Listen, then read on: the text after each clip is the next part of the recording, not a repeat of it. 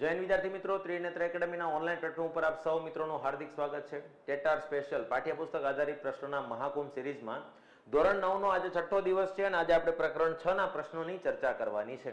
તો ચાલો મિત્રો, ધોરણ 9 પ્રકરણ 6 એટલે કે પેશી ટિશ્યુ એના પ્રકરણોના પ્રશ્નો જોઈએ. પહેલો પ્રશ્ન અહીં આપેલો છે કે એક કરતા વધુ પ્રકારના કોષો ધરાવતી પેશી એટલે કેવી પેશી? તો પહેલા તો હું તમને અહીંયા વાત કરી દઉં કે જે પેશી આવે છે, ટિશ્યુ જેને કહેવાય છે, એના મુખ્ય બે પ્રકાર હોય છે. એકને સરળ પેશી કહેવાય છે અને એકને જટિલ પેશી કહેવાય છે. એમાં સરળ પેશીનો મતલબ શું થાય? તો એક જ પ્રકારના કોષો હોય, એક જ પ્રકારના કોષો ભેગા મળીને બનાવે એને સરળ પેશી કહેવાય. અને બીજું યાદ રાખવાનું છે કે જુદા જુદા પ્રકારના કોષો જે છે એ ભેગા મળીને જે પેશી તૈયાર કરે એને જટિલ પેશી કહેવાય. તો અહીંયા આપણો પ્રશ્નનો જવાબ આપણને મળી ગયો કે અહીંયા આપણો જવાબ શું થઈ જશે? જટિલ પેશી. એક કરતા વધુ પ્રકારના કોષોના સમૂહને શું કહેવાય? જટિલ પેશી. બરાબર. ચાલો, ત્યાર પછી જો આપણે આગળના પ્રશ્ન તરફ જઈએ તો જીવંત યાંત્રિક પેશી એટલે આઈએમપી સવાલ. બરાબર. આ ઘણી વખત પરીક્ષામાં પૂછાય છે. જીવંત યાંત્રિક પેશી કોને કહેવાય? તો યાદ રાખવાનું છે, સ્થૂલ કોણક પેશી જે છે એને જીવંત યાંત્રિક પેશી કહેવાય. આની નોટ્સ બનાવતો હોય તો શું કરવાનું? સ્થૂલ કોણક સાઈડમાં લખી દેવાનું, જીવંત યાંત્રિક પેશી. બરાબર. આપણને પછીથી યાદ આવી જાય કે અહીંયા આપણે આ કામ હતું. બરાબર. હવે સ્થૂલ કોણક પેશી વિશે આપણે વિગતે ચર્ચા કરીએ તો વનસ્પતિઓમાં નમ્યતાનું લક્ષણ આપતી સરળ સ્થાયી પેશીને સ્થૂલ કોણક પેશી કહે છે. સ્થૂલ કોણક પેશી પહેલા તો સરળ સ્થાયી પેશીમાં આવે છે અને બીજું એ નમ્યતા આપવાનું, એટલે કે ડાળી હોય, તમે એને આમ પકડીને આમ કરી નાખો તો વળી જાય, પણ મૂકી દો તો એવી ને એવી આમ થઈ જાય. તો એ જે વળવાનો, તૂટ્યા વગર નમવાનો જે ગુણધર્મ છે એને નમ્યતા કહેવાય. બરાબર. આ પેશીના કોષો કેવા હોય છે? જીવંત, લાંબા અને કોષીય ખૂણા બાજુ અનિયમિત મોટા હોય છે. કોષોની વચ્ચે આંતરકોષીય અવકાશ ઓછો હોય છે. બે કોષ વચ્ચે જગ્યા ખૂબ જ ઓછી હોય છે. કોષોની પ્રાથમિક દિવાલ પર ખૂણાના ભાગે સ્થૂલન થયેલું હોય છે. સ્થૂલનનો મતલબ થાય જામવું. સ્થૂલન એટલે શું થાય? જામી ગયેલું અથવા તો જામવું, જમાવટ એમ કહેવાય. બરાબર. વનસ્પતિના અંગો જેમ કે પ્રકાંડ એટલે કે ડાળી, પર્ણ, પાંદડા ને નમ્યતા અને સ્થિતિસ્થાપકતા આપે છે. મેં તમને કીધું તેમ નમવાનો ગુણધર્મ અને જે હતું એવું ને એવું સ્થિતિસ્થાપક થઈ જવાનો ગુણધર્મ જે છે એ સ્થૂલ કોણક પેશીના લીધે છે. અને વનસ્પતિઓને યાંત્રિક આધાર પણ આપે છે. હવે તમને ખ્યાલ આવ્યો, કોષો જીવંત છે અને યાંત્રિક આધાર આપે છે, એટલે આને જીવંત યાંત્રિક પેશી તરીકે ઓળખવામાં આવે છે. એટલે સ્થૂલ કોણક પેશી જે છે એ જીવંત યાંત્રિક પેશી છે. બરાબર. ચાલો, ત્યારબાદ કઈ પેશી સામાન્યપણે વનસ્પતિના અંગોને તૂટ્યા વગર નમ્યતા આપે છે? હવે તમે ચાર ઓપ્શન જોઈને તમને આઈડિયા આવી ગયો હશે આમાં જવાબ શું આવશે તે. તૂટ્યા વગર નમ્યતા આપવાનું પૂછે એટલે જવાબમાં કોણ આવે? સ્થૂલ કોણક. જીવંત યાંત્રિક પેશી પૂછે તો જવાબમાં કોણ આવે? સ્થૂલ કોણક. બરાબર. ચાલો, ત્યારબાદ આગળ વાત કરીએ કે વનસ્પતિ કોષમાં અન્નવાહક પેશીનું મુખ્ય કાર્ય શું હશે? અન્નવાહક પેશી. હવે અન્ન એટલે તમને ખબર છે ખોરાક થાય. તો હવે તમને ચાર વિકલ્પ જોઈને સીધો આઈડિયા આવી જાય કે ભાઈ આમાં સિમ્પલ વસ્તુ છે કે ખોરાકનું વહન કરવાનું કામ કરશે. સાહેબે આવો મામૂલી પ્રશ્ન શું કામ મૂક્યો? કેમ કે એને અન્નવાહક પેશી સમજાવવી છે. બરાબર. અન્નવાહક પેશીનું કાર્ય તમને સમજાવવું છે. અન્નવાહક પેશીમાં ચાર પ્રકારના કોષો હોય. એક ચાલની નલિકા, ચાલની કોષો પણ કહેવાય, એક સાથી કોષો, એક અન્નવાહક મૃદુતક અને એક અન્નવાહક તંતુ. તો અન્નવાહક પેશીમાં ચાર પ્રકારના કોષો હોય: ચાલની નલિકા, સાથી કોષ, અન્નવાહક મૃદુતક અને અન્નવાહક તંતુ. અને એમાં ખાસ વસ્તુ યાદ રાખવાની છે મિત્રો, આ એક કોષ સિવાયના બાકીના ત્રણેય કોષો જે છે એ જીવંત હોય છે. કેવા હોય છે? જીવંત હોય છે. જ્યારે આ એકમાત્ર એવો કોષ છે કે જે જીવંત નથી. બરાબર. અન્નવાહક પેશીનો એકમાત્ર કોષ કયો કે જે જીવંત નથી? તો અન્નવાહક તંતુ. બાકીના બધા જ જીવંત. જો અહીંયા આપેલું છે પેલા તો અહીંયા જલવાહક નહીં આવે, અન્નવાહક પેશી આવશે. ચાલની નલિકા સિદ્રિષ્ટ કોષ દિવાલ યુક્ત નલિકાકાર કોષીય રચના ધરાવે, કોષ કેન્દ્ર વિહીન અને જીવંત કોષરસ ધરાવતી રચના છે. અન્નવાહક તંતુની જો વાત કરીએ તો તેના સિવાયના અન્નવાહક પેશીના એકમોનો મતલબ થાય કોષ, એકમો જીવંત હોય છે. આની સિવાયના બધા જ જીવંત હોય. આની સિવાયના એટલે કોની સિવાયના? અન્નવાહક તંતુ સિવાયના. એની સિવાયના બીજા કયા છે? 3. ચાલની નલિકા, સાથીકોષ, અન્નવાહક મૃદુતક. આ ત્રણે ત્રણ જીવંત, ઓલો એક જીવંત નથી. કાર્યની વાત કરીએ તો તે ખોરાકના વહનનું કાર્ય કરે છે. આપણને આઈડિયા આવી ગયો. અન્નવાહક પેશીના પદાર્થોનું વહન બંને દિશામાં થાય છે. આ પ્રશ્ન પરીક્ષામાં પૂછાય. યાદ રાખજો, આ જે માની લો કે એક ઝાડ છે, બરાબર, ઝાડ હરખું દોરાશે નહીં, પણ આમ જેમ દોરું એમ તમે સમજી લેજો. બરાબર, આ ઝાડ છે માની લો કે, બરાબર, અહીંયા એનું આ મૂળ છે, બરાબર. તો હવે તમને ખ્યાલ છે કે જમીનમાંથી વનસ્પતિ શું લે છે? તો ખનિજ તત્વો, ખનિજ ક્ષાર, એ એનો ખોરાક કહી શકાય. નાઇટ્રોજન, ફોસ્ફરસ, મેગ્નેશિયમ વગેરે વગેરે. તો આ અન્નવાહક પેશી મૂળમાંથી એનું શોષણ કરીને એને ઉપર તરફ વહન કરાવશે, એટલે કે પાંદડાઓ સુધી લઈ જશે. બીજી એક વસ્તુ ખબર છે કે પાંદડાઓમાં એક ક્રિયા થાય છે જેને આપણે પ્રકાશ સંશ્લેષણ કહીએ છીએ. આ પ્રકાશ સંશ્લેષણની ક્રિયામાં જે ખોરાક તૈયાર થાય છે એનું વહન ક્યાં થશે? તો ઉપરથી નીચે તરફ. પાંદડાઓમાં બનેલો ખોરાક ઉપરથી નીચે તરફ મોકલવો અને નીચેથી જમીનમાંથી ખનિજ ક્ષારોનું શોષણ કરીને ઉપર તરફ પહોંચાડવું. તો અન્નવાહક પેશી છે એ ઉધ્વ દિશામાં પણ વહન કરે છે અને અધો દિશામાં પણ વહન કરે છે. નીચેથી ઉપર તરફ, ઉપરથી નીચે તરફ. એટલે અહીંયા કીધું કે અન્નવાહક પેશીના પદાર્થોનું વહન બંને દિશામાં થાય છે. જ્યારે જલવાહક પેશી આવી નથી, એના વિશે આપણે ચર્ચા કરીશું, પણ અહીંયા આ સમજાવવા માટે આ પ્રશ્ન મૂકેલો હતો. ચાલો આગળ વધીએ. તો જલવાહક પેશી જે છે, જલવાહક પેશી જે છે એમાં જીવંત ઘટક કયો છે? બરાબર, તમને એમ થાય ઓલા સિવાયના ત્રણે, પણ એ તો અન્નવાહકની વાત હતી મિત્રો. એ તો અન્નવાહકની વાત હતી. જલવાહક પેશી જે છે એમાં જીવંત ઘટક એક જ છે, જ્યારે ઓલામાં એક જ જીવંત ઘટક નથી. અન્નવાહકમાં એક જ જીવંત નહોતો. કોણ? અન્નવાહક તંતુ. બાકીના બધા જીવંત હતા. જ્યારે જલવાહકમાં 4 ઘટક આવે છે એમાંથી એક જ જીવંત છે, બાકીના બધા મૃત છે.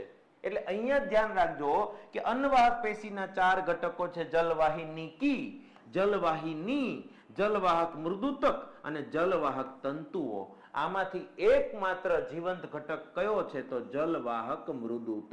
એટલે આપણો રાઈટ આન્સર શું થઈ જશે? સી. હવે બાકીના ત્રણે ત્રણ ઘટકો કેવા છે? મૃત છે.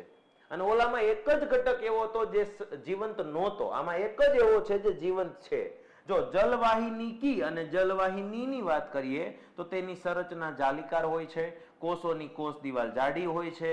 એકમો એટલે કે કોષો પાણી અને ખનિજ ક્ષારનું ઉધ્વ તરફ સ્થળાંતર કરે છે. ઉધ્વ એટલે ઉપર તરફ. ઝાડમાં તમને ખ્યાલ છે કે પાણી જે છે એ તમને ખ્યાલ છે કે ઝાડની અંદર પાણી જે હોય એ હંમેશા અહીંયા નીચેથી શોષણ થઈને ઉપર તરફ વહન થાય. પાણીનું વહન હંમેશા નીચેથી ઉપર તરફ થાય. ઉપર તમે પાંદડામાં પાણી નાખો ને પાંદડામાંથી શોષણ થઈને મૂળ સુધી પૂગી ગયું, એમ ન હાલે.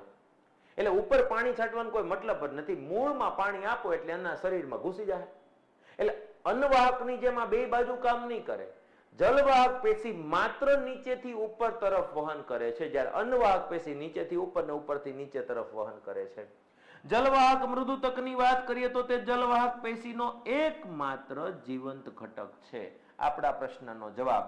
તે ખોરાકનો સંગ્રહ કરે છે, પાણીનું પશ્વ બાજુએ કિનારી તરફ સંવહન કરવા મદદરૂપ થાય છે. તંતુઓની વાત કરીએ તો તે મુખ્યત્વે મજબૂતાઈના કાર્યમાં મદદરૂપ થાય છે. મજબૂતાઈ આપવા માટે અંદર પાણી ભરેલું હોવું જોઈએ. જેટલું પાણી વધારે વૃક્ષમાં ભરેલું હોય એટલી એને મજબૂતાઈ વધે.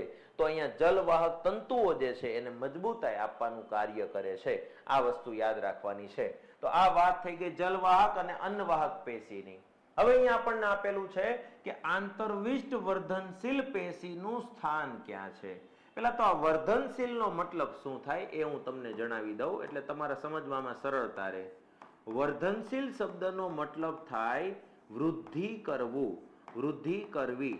વર્ધનશીલ એટલે વૃદ્ધિ કરવી. આપણે વિકાસશીલ એટલે વિકાસ કરવો એમ કહેવાય ને, તો વર્ધનશીલ એટલે વૃદ્ધિ કરવી. વૃદ્ધિ કરવા માટેની 3 પેશી આવે, 3 વર્ધનશીલ પેશી આવે સ્થાનના આધારે. એની અંદર એક છે અગ્રસ્થ વર્ધનશીલ પેશી, ત્યારબાદ બીજી મધ્ય અથવા તો આંતરવિષ્ટ વર્ધનશીલ પેશી, અને ત્રીજી જે છે એ પાર્શ્વીય વર્ધનશીલ પેશી. આ ત્રણેય ક્યાં આવે એની વાત કરીએ. જેમ કે અહીંયા હું તમને સમજાવું કે આ જે પેશીઓ છે સ્થાનના આધારે અગ્રસ્થ વર્ધનશીલ પેશી, આંતરવિષ્ટ વર્ધનશીલ પેશી અને પાર્શ્વીય વર્ધનશીલ પેશી. એમાં સ્થાનની ચર્ચા કરીએ, કઈ જગ્યાએ વનસ્પતિમાં હોય અગ્રસ્થ વર્ધનશીલ પેશી, તો મૂળની ટોચ. મૂળની ટોચ એટલે મૂળનું જે એન્ડ વાળો ભાગ હોય ને, એકદમ કુમળો સફેદ ભાગ હોય મૂળનો, ત્યાં. અને એને મૂલાગ્ર કહેવાય. અને પ્રકાંડની ટોચ જેને પ્રરોહાગ્ર કહેવાય, પ્રરોહાગ્ર. બરાબર. પ્રકાંડની ટોચ એટલે કે ડાળખીની જે ટોચ હોય, જ્યાં કુપળ ફૂટતી હોય, નવી ડાળખી તૈયાર થતી હોય, છેલ્લો એન્ડ વાળો ભાગ, એ બંને જગ્યાએ છેડાવાળા ભાગમાં, આ બાજુ આગળના ભાગમાં, આ બાજુ આગળના ભાગમાં, એટલે અગ્રસ્ત વર્ધનશીલ પેશી તમને યાદ રહી ગઈ. હવે આની વાત કરીએ, વચ્ચેના ભાગમાં હશે આંતરગ્રાહીય સ્થાને 2 સ્થાયી પેશીની વચ્ચે, જેમ કે ડાળીઓની આંતરગાંઠની બંને તરફ અને પર્ણોના તલ પ્રદેશમાં. તો અહીંયા આપણો જવાબ મળ્યો. આંતરવિષ્ટ વર્ધનશીલ પેશીનું સ્થાન ક્યાં હોય? પર્ણોના તલ પ્રદેશમાં. આ જે પાંદડું જે છે એનો જે આ ભાગ હોય એને એનો તલ પ્રદેશ કહેવાય. એક્ઝામ્પલ તરીકે અહીંયા તમને પાંદડા દોરીને દેખાડવું પડશે મારે. બરાબર. આ દિલ નથી દોર્યું, આ પીપળાનું પાન દોર્યું છે. આ જે ભાગ છે એને તલ પ્રદેશ કહેવાય, પર્ણોનો તલ પ્રદેશ કહેવાય. તો એ જે વચ્ચેના ભાગમાં રહીને બધી બાજુ એની વૃદ્ધિ કરાવે. પછી જે આપણે શેરડીની જે 2 કાંતળિયા વચ્ચે ગાંઠ આવે, તો 2 બાજુ એ હોય આંતરવિષ્ટ વર્ધનશીલ પેશી, એટલે બંને બાજુથી વૃદ્ધિ કરીને કાંતળીઓ મોટી કરવાનું કામ કરશે. બરાબર. તો અહીંયા વાત થઈ ગઈ 2 જે ગાંઠો છે આંતરગાંઠ એમની વચ્ચે, અને પર્ણોના તલ પ્રદેશમાં કઈ પેશી જોવા મળે? આંતરવિષ્ટ વર્ધનશીલ પેશી. ત્યારબાદ વાત કરીએ પાર્શ્વીય વર્ધનશીલ પેશી. દ્વિદળી વનસ્પતિઓના મૂળમાં અને પ્રકાંડના પરિઘીય વિસ્તારમાં જોવા મળે.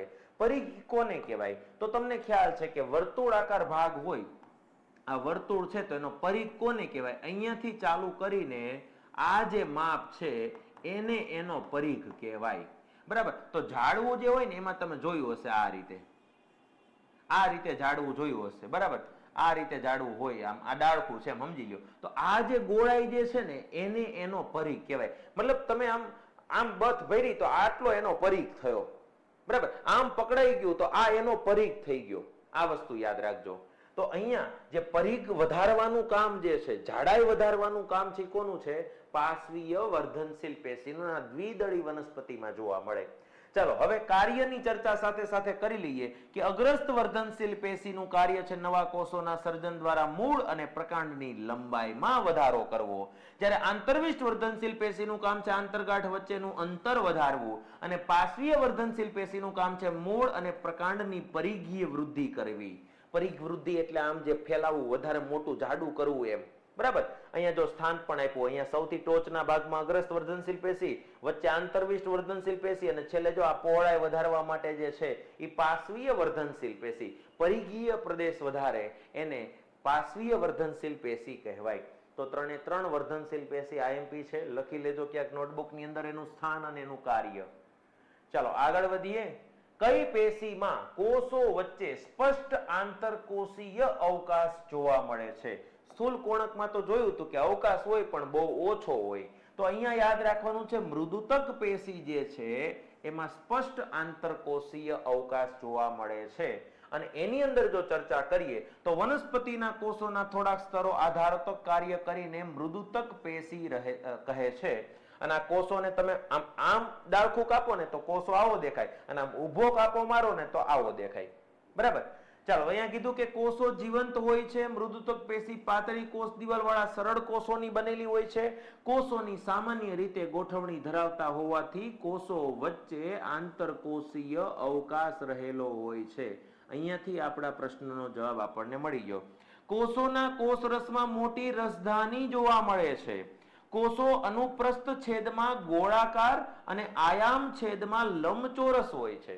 અનુપ્રસ્થ છેદ એટલે આડો કાપ મારવો અને આયામ છેદ એટલે ઊભો કાપો મારવો. આડો છેદ મારો તો તમને ગોળાકાર કોષ જોવા મળે અને ઊભો કાપો મારો તો આવી રીતે આમ લંબચોરસ જેવો કોષ જોવા મળે.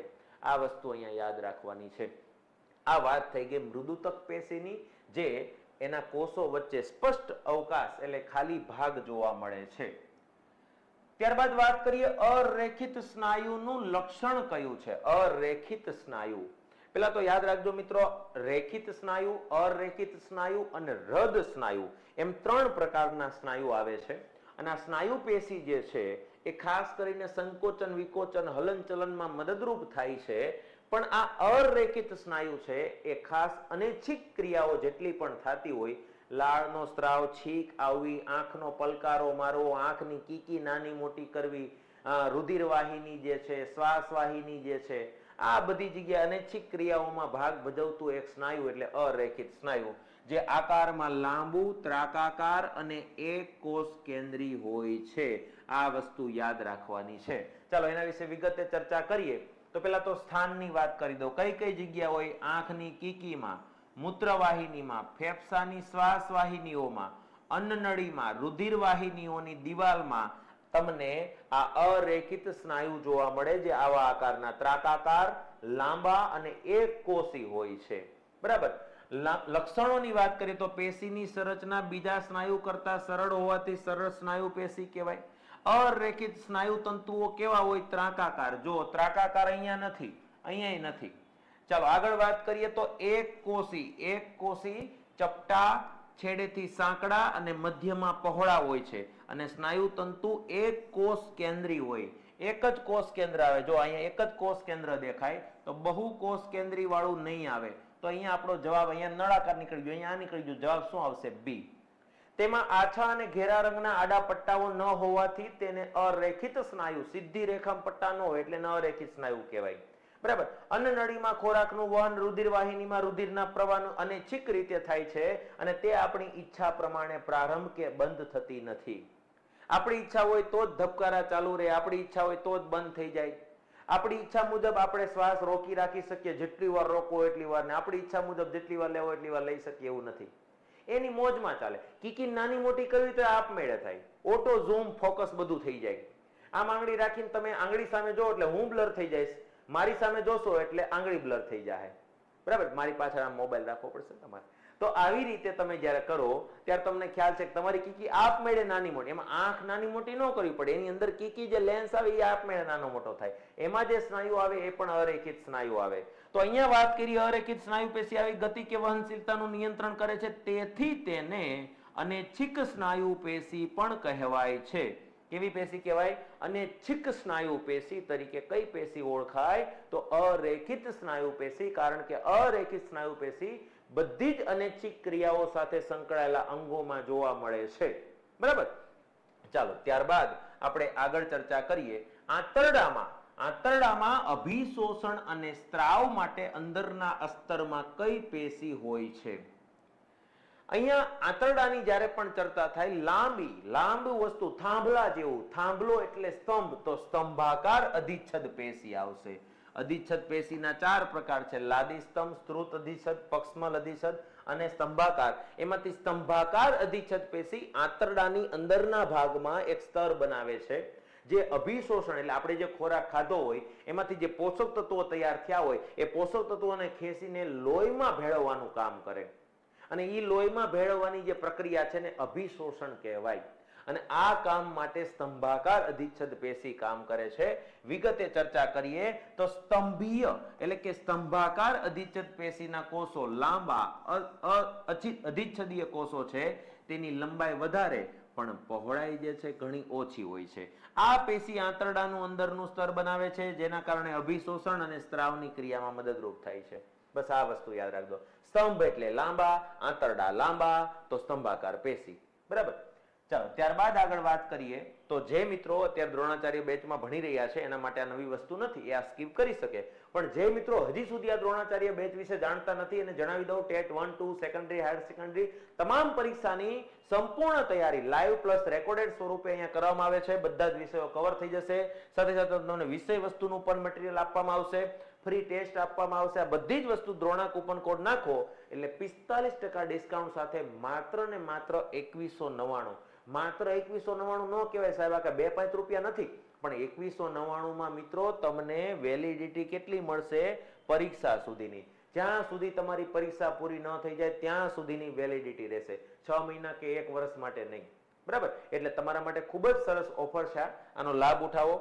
પ્લે સ્ટોર પર જાઓ, ત્રિનેત્ર ઓનલાઈન એપ્લિકેશન ડાઉનલોડ કરો. એવું લાગે તો પહેલા ડેમો લેક્ચરો જુઓ, તમને મજા આવે પછી કોર્સ લ્યો તમે. બરાબર? વધારે કઈ માહિતી જોઈતી હોય તો આ નંબર પર કોન્ટેક્ટ કરી શકો છો. ચાલો આપણે આગળ ચર્ચા કરીએ પ્રશ્નોની. કયા ઘટકનો અન્નવાહક પેશીમાં સમાવેશ થતો નથી? અન્નવાહક પેશીના 4 ઘટકો આપણે જોયા હતા. એક ચાલની નલિકા, એક સાથી કોષ, અન્નવાહક મૃદુતક, અન્નવાહક તંતુ. તો એમાંથી આમાં કયો નથી આવતો?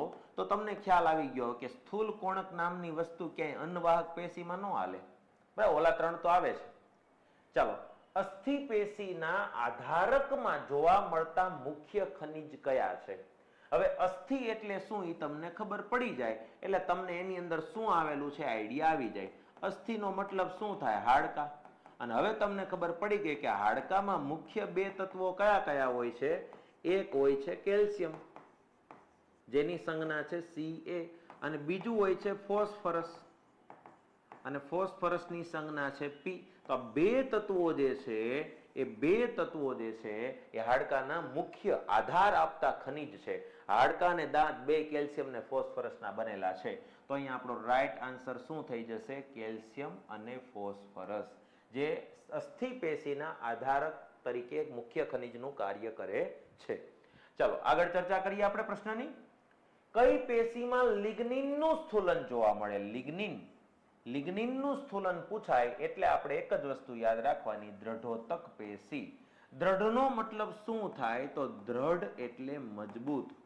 દ્રઢ એટલે મજબૂત, મક્કમ. બરાબર? તો અહીંયા દ્રઢોતક પેશી વિશે આપણે થોડીક ચર્ચા કરીએ કે મૃત કોષો ધરાવતી સરળ સ્થાયી પેશીને દ્રઢોતક પેશી કહેવાય છે. જે ક્યાં હોય? પ્રકાંડમાં હોય, વાહિપુલની નજીક હોય, પર્ણોની શિરાઓમાં હોય, તેમજ બીજ અને ફળોની કઠણ છાલમાં હોય. જેમ કે નાળિયેરની રેસાયુક્ત છાલ છે એમાં દ્રઢોતક પેશીની બનેલી હોય છે. એના જે રેસા હોય એ રેસામાંથી આગળ જતા કાંથી તૈયાર થાય. અને આ પેશીના લક્ષણોની વાત કરીએ તો તેની પેશીના કોષો લાંબા અને સાંકડા હોય છે. કોષોની પ્રાથમિક દિવાલ લિગ્નિનનું સ્થૂલન. સ્થૂલન એટલે મેં તમને પહેલા કીધું હતું, જમાવટ, જામી જવું. આપણે ચામડીમાં કેમ મેલેનિન આવે એવી જ રીતે આ દ્રઢોતક પેશી જે વનસ્પતિની છાલ છે, મજબૂત ભાગ છે, એની અંદર જે સ્થૂલન જોવા મળે એ લિગ્નિનનું સ્થૂલન હોય. એની કોષોની દિવાલ જાડી હોય, કોષો વચ્ચે આંતરકોષીય અવકાશ નથી હોતો અને કોષો મૃત હોય. અહીંયા જવાબ આવી જશે. લિગ્નિનની વાત થાય એટલે યાદ રાખવાનું દ્રઢોતક પેશી. કઈ પેશી પૂરક પેશી તરીકે આધાર આપવાનું કામ કરે છે? તો યાદ રાખવાનું છે મૃદુતક પેશી જે છે એ પૂરક પેશીનું કામ કરે. પૂરક એટલે એકબીજાની જોડીમાં એમ કહી શકાય. આપણે પૂરક કોણની જોડ નહોતી આવતી. બરાબર? તો અહીંયા યાદ રાખજો પૂરક પેશીમાં મૃદુતક શું કામ? કેમ કે ખોરાકનો સંગ્રહ કરે પ્લસ ઉત્પાદન કરે પ્રકાશ સંશ્લેષણની ક્રિયા દ્વારા. અન્ય પેશીઓ વચ્ચે રહી પૂરક પેશી તરીકે આધાર આપવાનું કામ કરે છે. 2 પેશીને જોડવાનું કામ કરી શકે. તે પોષક દ્રવ્યો અને પાણીનો સંગ્રહ પણ કરે. જો વહન નહીં, સંગ્રહ કરે છે. ખોરાકનું વહન અન્નવાહક પેશી કરે, પાણીનું વહન જલવાહક કરે, પણ એ બંનેનો સંગ્રહ કોણ કરે? મૃદુતક પેશી. તે જલીય વનસ્પતિઓના તારક ક્ષમતા બક્ષે છે. તારક ક્ષમતા બક્ષવી એટલે શું? જલવાહક જે મતલબ જલીય વનસ્પતિ જે છે, કમળ છે, તો એનું જે પ્રકાંડ હોય ને એકદમ ફોફલું હોય પણ એમાં પાણી ભરેલું હોય. અને એના જે મૃદુતક પેશી છે એના કારણે સીધું એમનેમ રહી શકે છે. જીવંત રસના ઘટકોનું સંયોજન પણ હોય છે. તો યાદ રાખવાનું છે મિત્રો, કઈ પેશી પૂરક પેશી તરીકે કામ કરે છે, જીવંત યાંત્રિક પેશી તરીકે કાર્ય કરે છે, વગેરે વગેરે. નમ્યા વગર તૂટ્યા વગર નમ્યતાનો ગુણધર્મ આપે છે. આવા બધા પ્રશ્નો પરીક્ષામાં પૂછાય. કઈ પેશી યાંત્રિક મજબૂતાઈની સાથે કઠિનતા પણ બક્ષે છે? અને તમને કઠિનતા શબ્દ આવે એટલે દ્રઢોતક યાદ આવવું જોઈએ. દ્રઢ એટલે મજબૂત, મક્કમ. કઠિન તો કઠિનતા આપવાનું કામ કોણ કરે? દ્રઢોતક. અને નમવાનું સ્થિતિસ્થાપકતાનું કામ કોણ કરે? તો સ્થૂલ કોણક. બરાબર? ચાલો, તો તો અહીંયા આગળ વાત કરીએ નાળિયેરના રેસાયુક્ત છાલમાં. હવે આપણને ખબર છે કે આમાં કઈ પેશી આવશે? દ્રઢોતક. આવેલા કોષોની દિવાલમાં કયો પદાર્થ હોય છે? તમને યાદ આવી ગયું, દ્રઢોતકમાં કયો પદાર્થ હોય? લિગ્નિન. તો નાળિયેરની છાલના રેસા જે છે એમાં કયો પદાર્થના સ્થૂલન જોવા મળે? લિગ્નિનનું. બરાબર, આ વસ્તુ યાદ રાખજો. દ્રઢોતક આવે એટલે લિગ્નિન યાદ રાખવાનું. વાયુરંધ્રને આવરતા બે કોષ કયા? તો એમાં જવાબ આવશે રક્ષક કોષ. બે રક્ષક કોષોથી વાયુરંધ્ર તૈયાર થાય. વાયુરંધ્ર કેવું દેખાય? જો આ ટાઈપનું, કે બે રક્ષક કોષ આ લીલા રંગના છે, એની વચ્ચેની સાઈડ જે છે એ વાયુરંધ્ર કહેવાય. વાયુરંધ્રનો બીજો કોઈ મતલબ નથી. હું તમને અહીંયા સમજાવી દઉં કે વાયુરંધ્ર છે એના વિશે કેટલીક બાબતો યાદ રાખજો. વાયુરંધ્રનો મતલબ થશે પર્ણોના નીચેના ભાગમાં અને કુમળા પ્રકાંડમાં આવેલા સૂક્ષ્મ છિદ્રો જે છે એને આપણે વાયુરંધ્ર તરીકે ઓળખીએ છીએ. અને આ જ વાયુરંધ્ર જે છે એના કાર્યની જો વાત કરીએ તો એક તો પ્રકાશ સંશ્લેષણની ક્રિયા દરમિયાન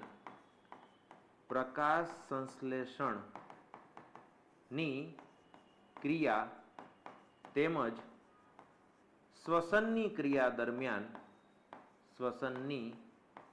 ક્રિયા દરમિયાન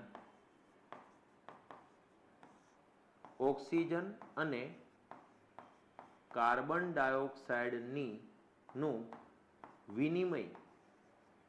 વિનિમય કાર્ય કરવાનું કામ કોનું છે? તો એ વાયુરંધ્રનું. વિનિમય એટલે બીજું કાંઈ નહીં, આપ-લે. બરાબર. તો પ્રકાશ સંશ્લેષણ વખતે કાર્બન ડાયોક્સાઇડની ઓક્સિજનની આપ-લે છે એ પર્ણોની અંદર રહેલા સૂક્ષ્મ છિદ્રો જેને વાયુરંધ્ર કહેવાય છે એમાંથી ઓક્સિજનની કાર્બન ડાયોક્સાઇડની આપ-લે થાય. ત્યારબાદ હજી એક કાર્ય તમે યાદ રાખી શકો કે આ જે વાયુરંધ્રો છે, વાયુરંધ્રો દ્વારા વનસ્પતિના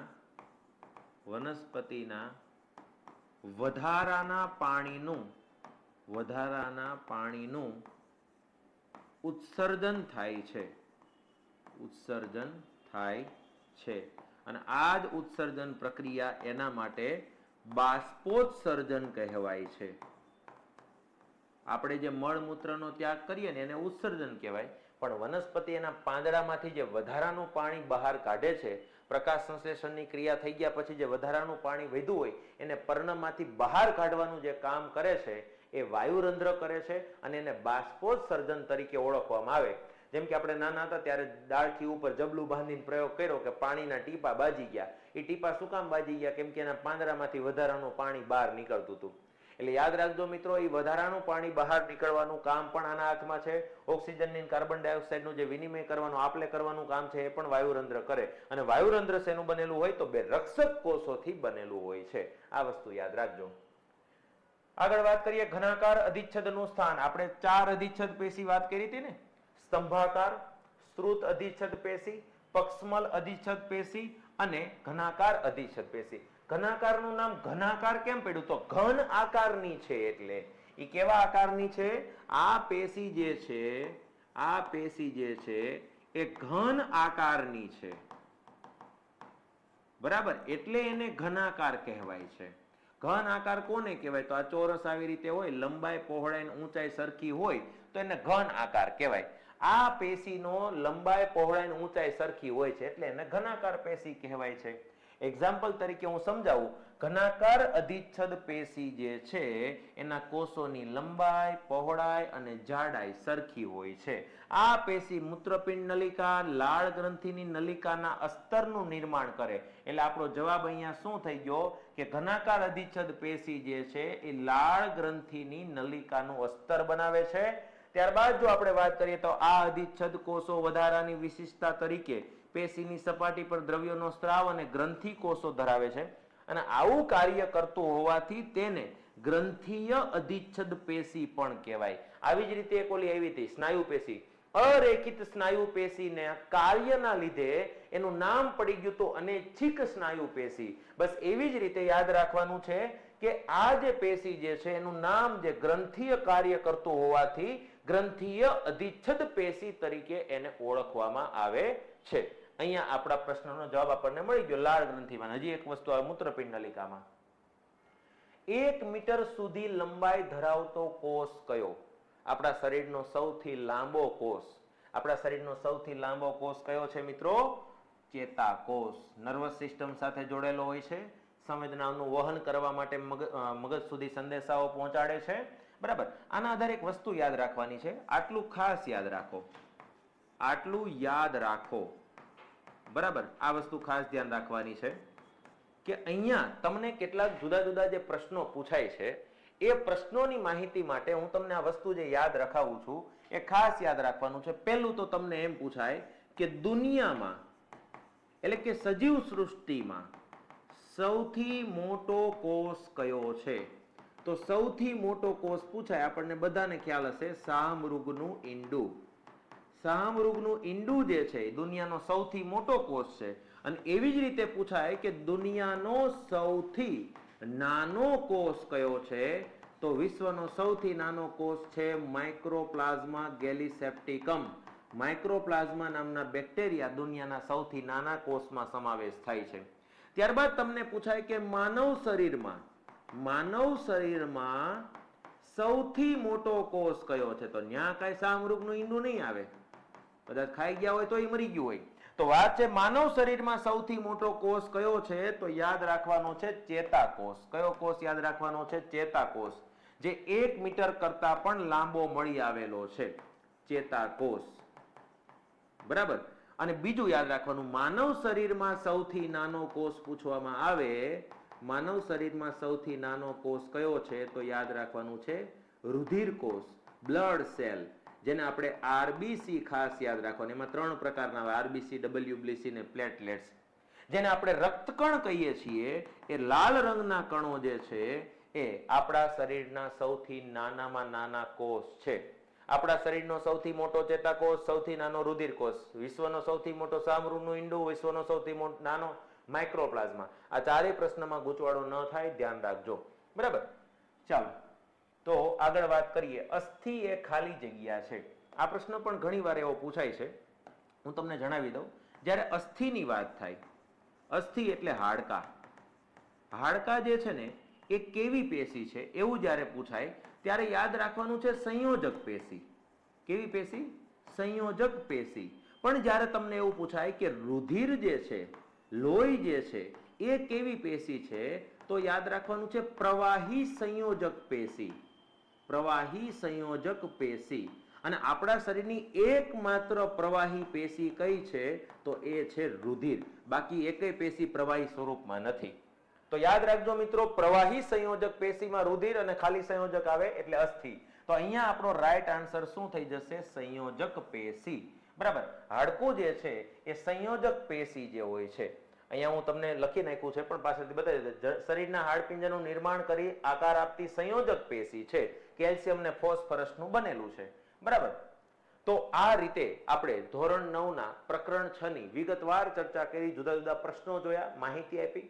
ફરી પાછા આવતીકાલે મળશું ધોરણ 9 ના 7મા પ્રકરણ સાથે. ત્યાં સુધી જય હિન્દ, જય ભારત.